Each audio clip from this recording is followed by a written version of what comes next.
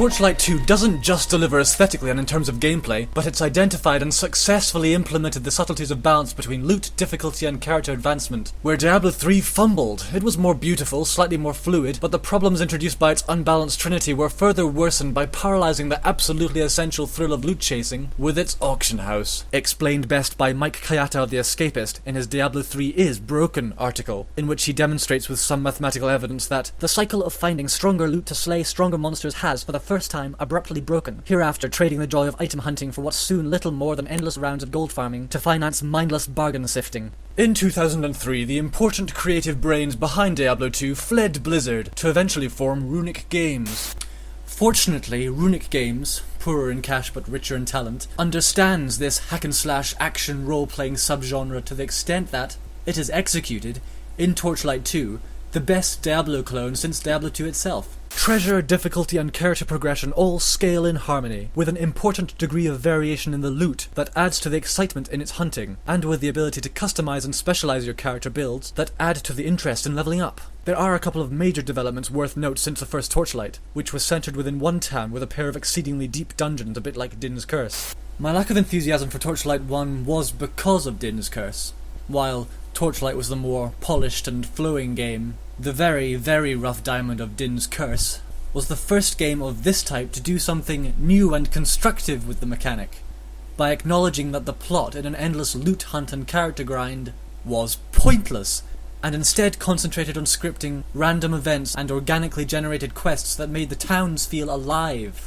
Torchlight 1 felt dead by comparison, so although I'll always be disappointed that developers don't steal ideas from Soldak Entertainment, I'm glad Torchlight 2 has abandoned its single-town, single-multi-level dungeon approach, in favour of the more common, sprawling, semi-linear world maps. The second important development is, obviously, online and LAN modes, finally. A few gameplay mechanics have been juggled around in what turn out to be a positive manner.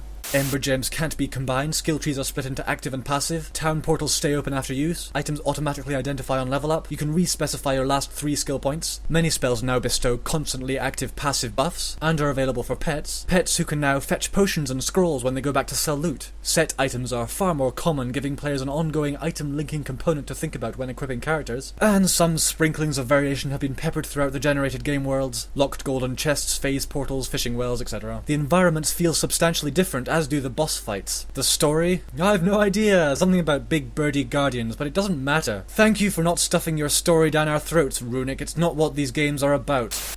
As I play on in Torchlight 2, I can feel myself descending into the compulsive, addicted state that Diablo 2 enthralled me with for a few years. Which I guess is a good thing.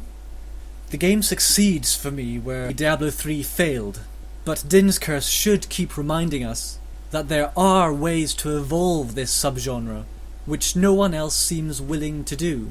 We are all doomed, it seems, to play endlessly prettier versions of the same game. Anyhow, Torchlight 2 is a considerable improvement over Torchlight 1, and superior to Diablo 3 where it counts, even if the moment-to-moment gameplay in Diablo 3 is perhaps minutely more polished and enjoyable.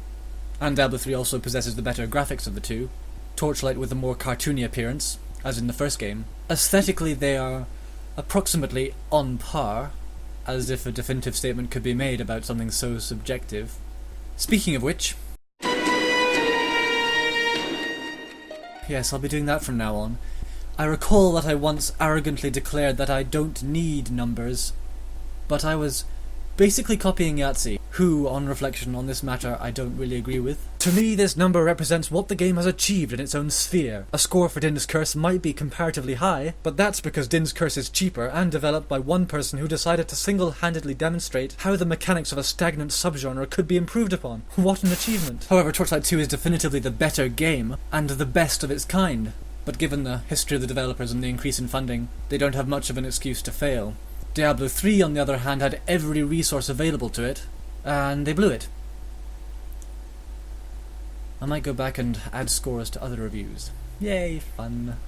Borderlands 2 next, as soon as I finish Torchlight 2?